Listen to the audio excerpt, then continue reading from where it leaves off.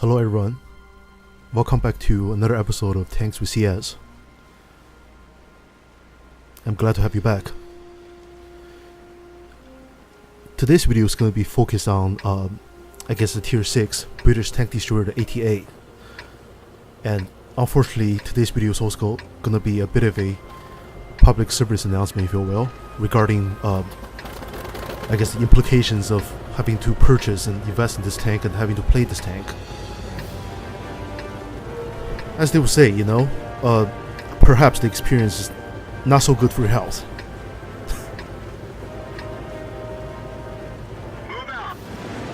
Anyways, I guess the AT8 is really not a new tank in the game. It belongs to the old school / traditional / turretless assault gun style tank destroyer line the British have had since the very beginning of their attack tree, which goes back easily 5 years. And arguably at some point of the game's history, the British tank destroyers were known to be pretty solid, because despite their low alpha, they tend to have pretty good DPM, and despite their poor agility and slow straight line speed, they tend to have decent armor despite their weak spots. But unfortunately, as somebody who's just getting his hands on these tanks in this day and age, I have unfortunately come to find out that the tanks along this line, especially with the AT8 at Tier 6, it's not exactly adequate. And arguably you can say that the tank has been power creeped, or is flawed, or is performing poorly, even in the hands of a reasonably decent player, which I am on some days, if you will. So to sum up today's video, I guess I will start with a replay that's give or take decent, and we'll dive into two replays that kind of exposes and showcases perhaps the problems this tank exhibits, and we'll wrap up with a decent replay once again. Obviously, the message I want to pass along as a veteran tank player is I really seriously recommend against anybody from purchasing tanks along this line after the AT2 at Tier 5. But I think ultimately, my gameplay will make the argument for itself. And obviously, at the end of the day, everybody have to, make the decision on their own. Because, ultimately, not everybody's the same. You do what you gotta do, right? So, I guess, perhaps let's start with good things about the AT8. Okay, the AT8 has decent armor if you consider, the thicker portions of its armor design, and ignore its weak spots.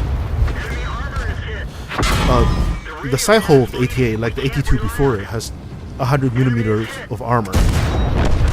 In practice, you can consider it to have a little more, because you do have tracks, you do have some side skirts, so the space armor might bounce and eat enemy shots. But ultimately, you can't reliably count on them in that regard.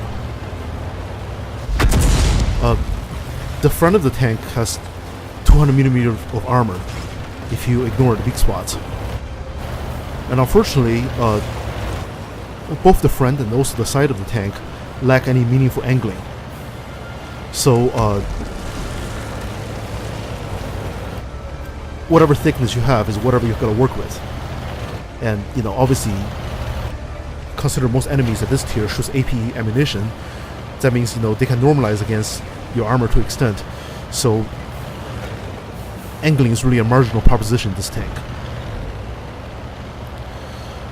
Mobility-wise, the AT2, it's unfortunately about as mobile as a mouse. But you have to realize the mouse has even for its tier, has pretty good health count, and it's got a turret, and the gun on the mouth is decent even after a recent nerf. But the AT8 doesn't have any of those assets at all.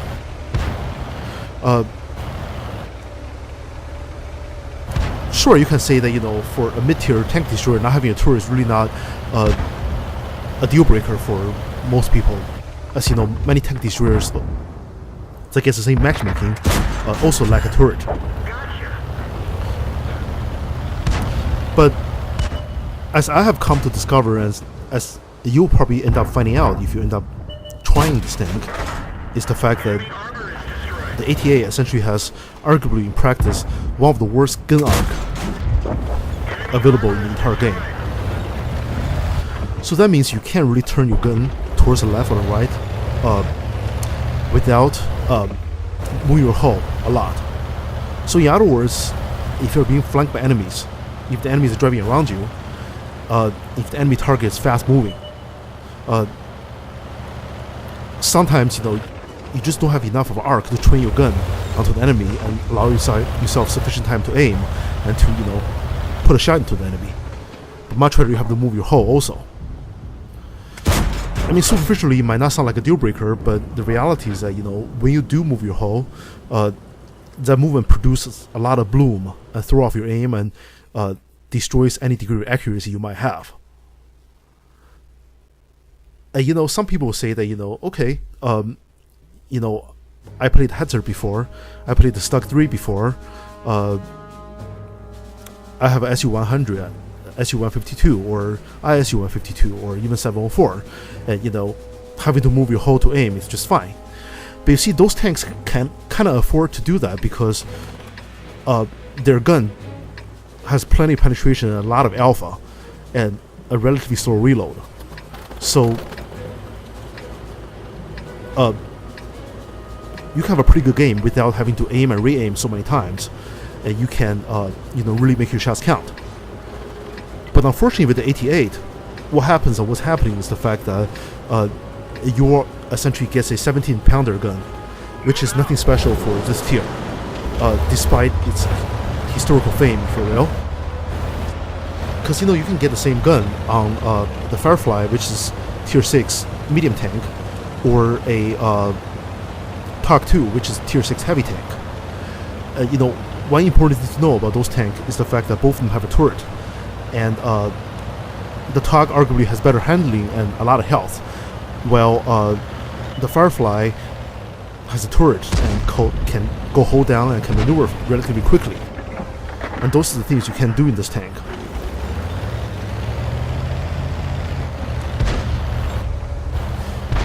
I simply can't help but feel short-charged when, you know, you're forced to work without a turret, but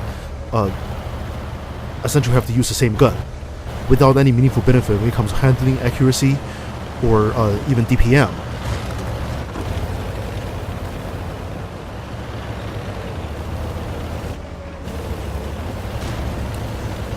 And unfortunately, at the end of the day, you know, what you will notice about this gun is the fact that having 170mm penetration on such a mediocre platform is really not enough. Not to mention, the Soviet SU-100, same tier, essentially have more penetration at 175 and a lot more alpha at 390, and also better mobility. Sure, you can argue that, you know, the SU-100 has worse armor, but that's really a conditional and problematic proposition when you compare between the two.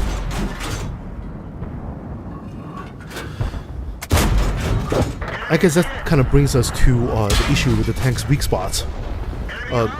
If you look at the tank, you will see that it has a very prominent and protruding and pronounced commander's hatch / cupola / station that sits on top of the tank's superstructure.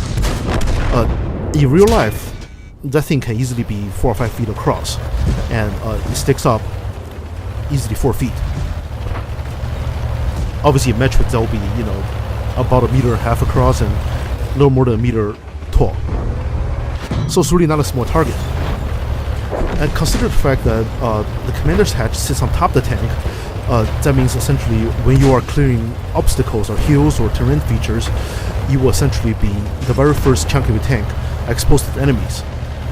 So there's a good chance the enemies will shoot you up through the commander's hatch without you even being able to return fire, just simply because your own gun sits lower than the hatch.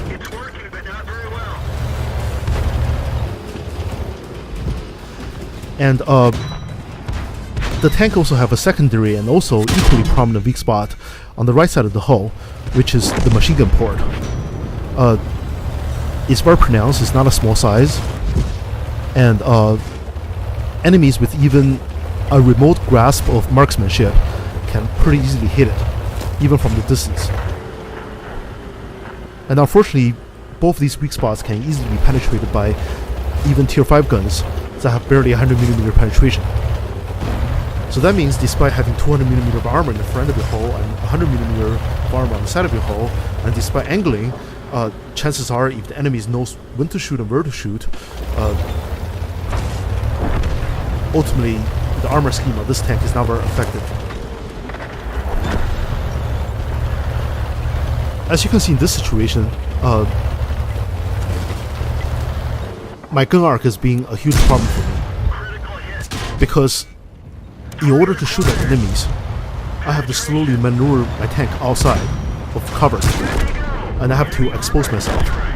And because my gun arc is so narrow, I have to move my hull and take time to aim and adjust my position. That kind of gives the enemy plenty of time to get a good shot into me. And since as I said,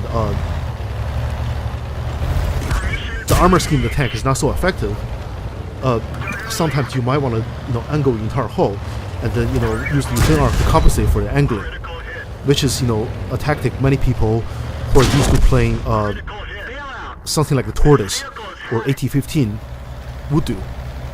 But with such a narrow gun arc, essentially you have no choice but to be forced into a situation in which you have to decide whether you want to shoot the enemies or whether you want to try to angle your armor and bounce the enemy shots. In other words, you're kind of forced to go into a attrition situation in which when you can shoot the enemies, they can hurt you in return. And consider the fact that the AT8 doesn't really have that much of a health pool, unfortunately things usually won't end well for you.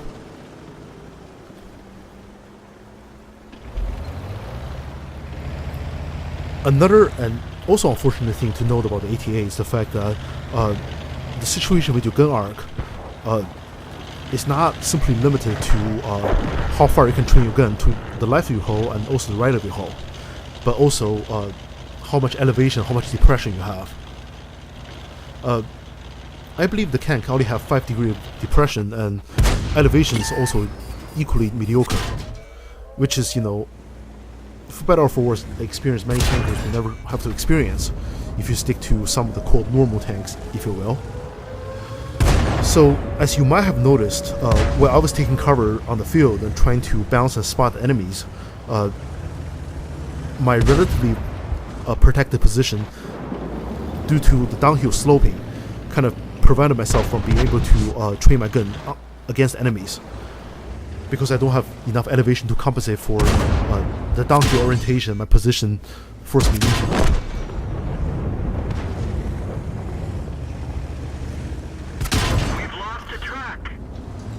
Hypothetically, if my tank had more alpha, which means every single shot does more damage, or much rather, if each individual round that I managed to put into the enemy can do more damage, I might end up being okay. But given the various constraints of this tank, I just have no choice.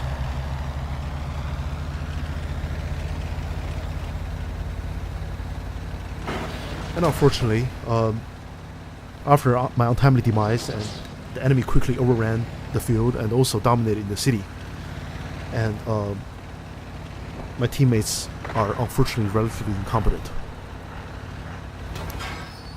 such as this VK-36 with a derp gun.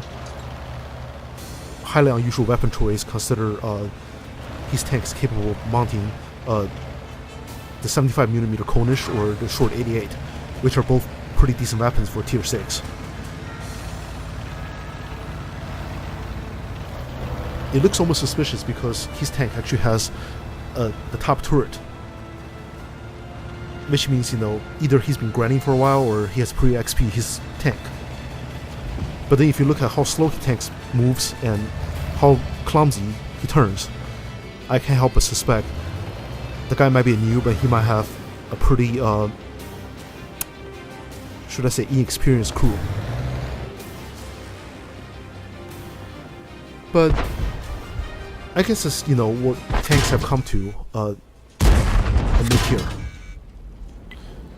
Most dedicated and technically proficient and experienced players do not play mid-tiers simply because, I guess, the incompetence and chaos you run into.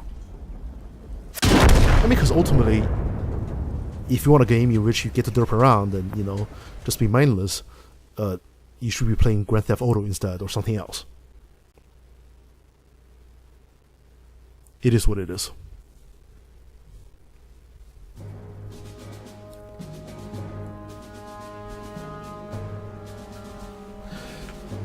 So I guess today's second replay kind of showed you how pooping returning fire against enemies or into the enemies while trying to utilize your armor doesn't really work in this thing. I guess today's third replay will show you how playing a second line tank and providing sniper / overwatch fire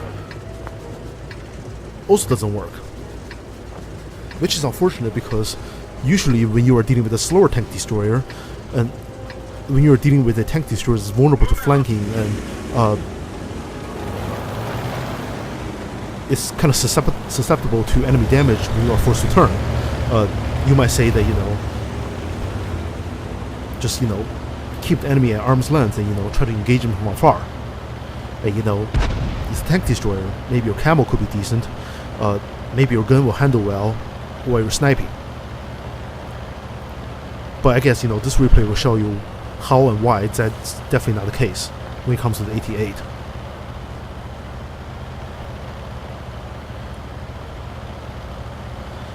So to start, unfortunately, the matchmaker has put me up against high-tier enemies that are 2 tiers higher. And unfortunately, as many of you might know, when you're dealing with tier 8, many of them actually have guns that have a standard penetration of 200mm or more. So that means, more likely than not, when they shoot at the front of the AT8, they're probably going to go through. And that's before they even aim for the weak spots. Obviously, if they do aim for the weak spots, I'm toast to begin with. And if I try to angle my hull sideways a little bit, like I did in the last replay, most likely the 100mm armor on the side of my hull, even with angling, will not be enough to stop the enemy rounds from going through.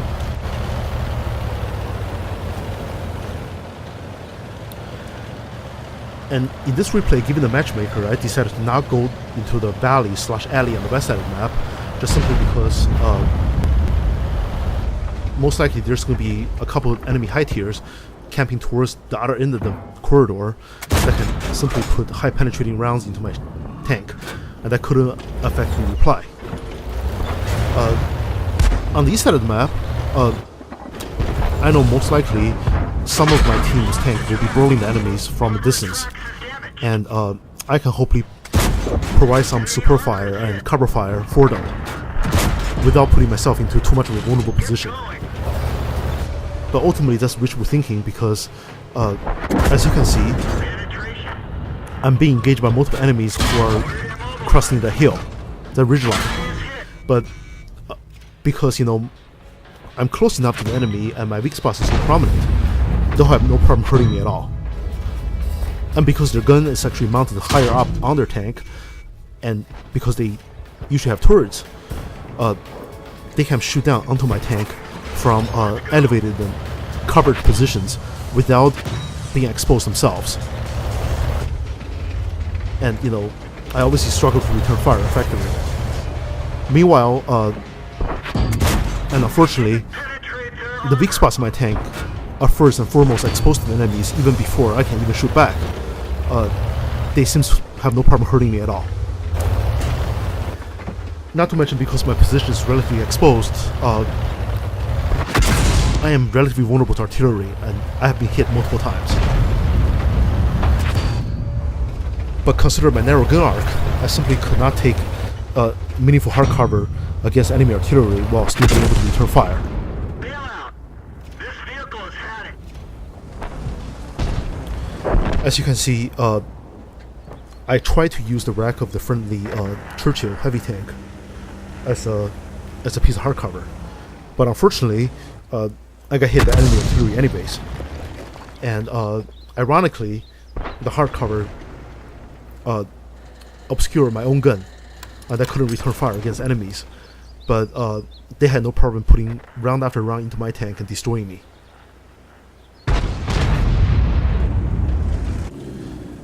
If anything, I think that goes to show how flawed the design of this tank is.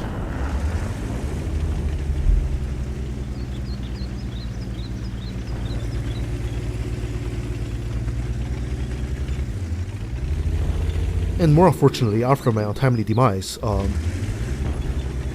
my team has decided to be mindless and cowardly, like a freaking horror movie. They hide in the low closets while the enemies come through and slaughter them one by one.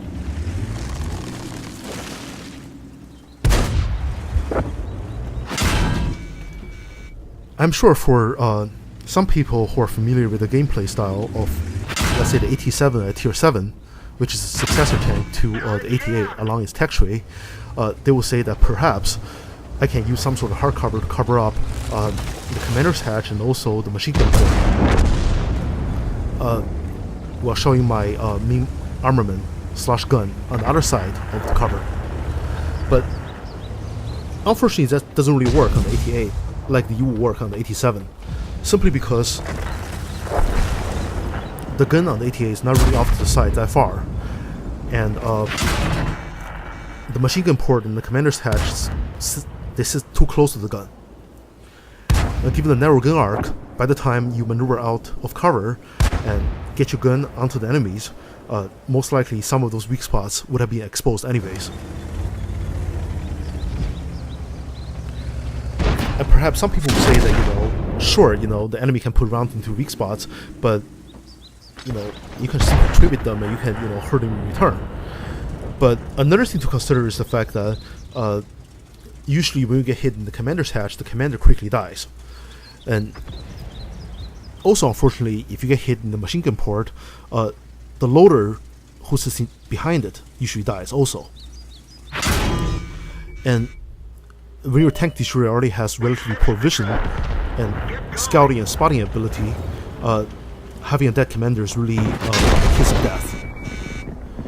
And also, when your gun has no alpha and mediocre penetration and requires having a good reload and decent DPM to do damage, having a dead loader is also very much fatal.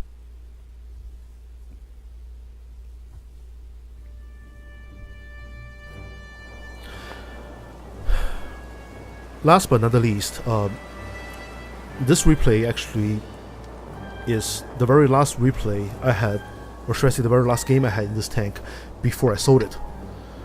I managed to do okay, but you'll see that that's not really something you can really count on, or you should reasonably aim to achieve on a regular basis.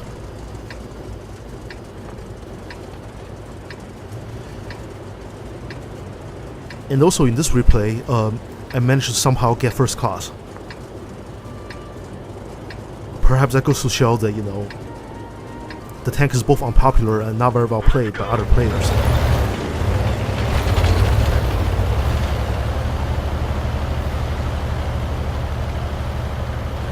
So this time around, I'm actually on Windstorm, which is the Belgium map.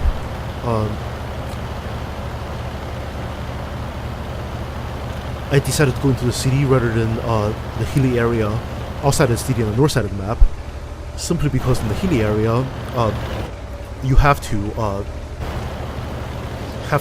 some of a decent gun arc and decent depression and also elevation to do okay. And at this point, I know that my tank will suffer if I go there.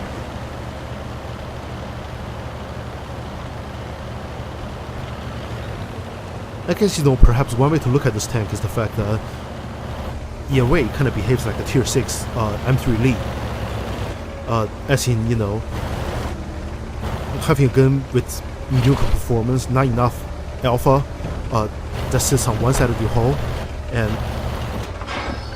it doesn't have a turret, or at least it doesn't have a functional turret, and the gun arc is very much limiting, or should I say limited. And also, your tank essentially have a gigantic tumor-style weak spot that sits on the very top of it, which means, when you peek out the terrain covers or debris fields or various features you run into on maps, that weak spot will pretty much be the first thing the enemy sees and will be the first thing the enemies hit. Enemy armor is hit. Enemy armor is damaged.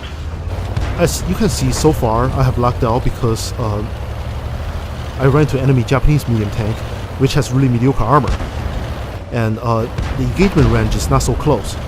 So I guess in a hurry the enemy couldn't aim properly and hit me in my weak spots. Enemy armor is damaged. Penetration. So in that regard, you can say that perhaps you can snipe this tank, but unfortunately, as you see right now, Enemy armor is hit. essentially enemies can do that in return. And ultimately, my tank is not really agile or mobile enough to relocate properly, and also the weak spots are big enough that most enemies have no problem hitting it, We didn't penetrate their armor. even from afar. We didn't even scratch them. Enemy is hit. Critical hit.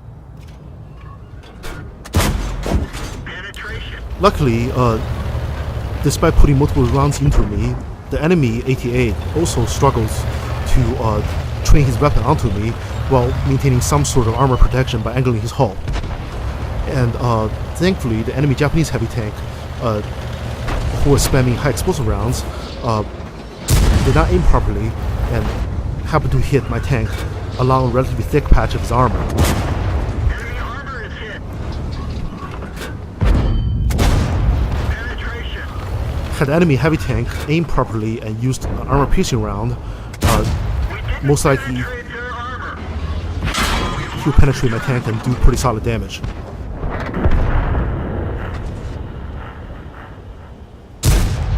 We didn't penetrate their armor. Get going.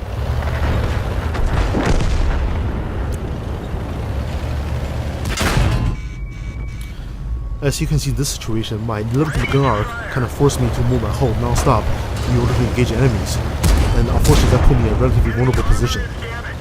Meanwhile, most enemies you run into at equal tier or even at lower tier have no problem penetrating your side armor if they choose to flank you. For example, this T-34 is actually a tier lower and has far less health, and all he uses a fairly small caliber 57mm, but because he has about 110mm of penetration, he has much better mobility. He can simply get around you and shoot you off. And considering my tank is so clumsy and he essentially has no gun arc, in that given situation, I simply couldn't turn fast enough or couldn't bring my weapon to bear in order to neutralize the enemy. And unfortunately, I paid the ultimate price for it, but I suppose I consider that a lesson learned.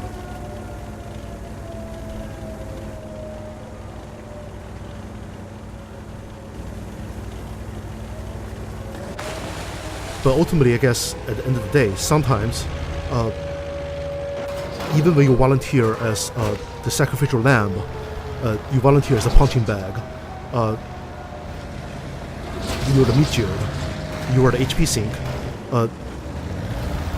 maybe being beat up by enemies, maybe suffering through damage and destruction of your own tank, can actually help your team achieve victory. just simply because you tie down enemies and you distract the enemies long enough. And thankfully, the rest of my team did the job.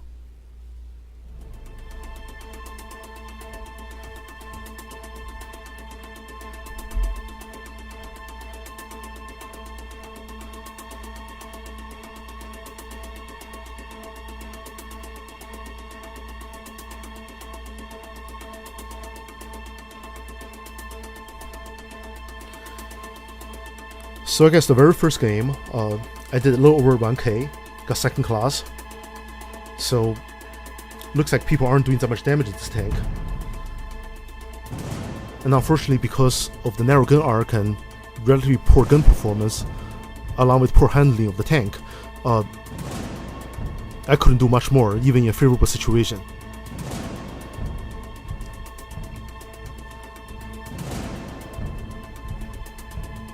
In the second replay, I bounced pretty well, but simply because I was trying to survive and spot the enemies and withstand their attacks. The amount of damage I managed to do was very much limited.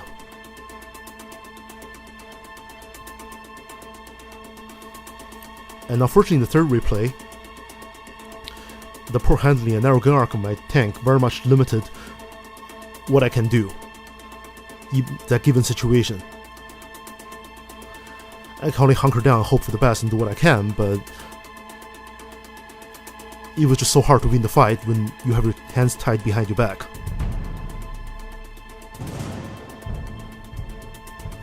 As with the last replay, I managed to get high caliber and first class, simply because I managed to go into a DPM fight in the city, which is a favorable environment for my tank. Topping damage for the team, essentially sacrifice myself to ensure victory.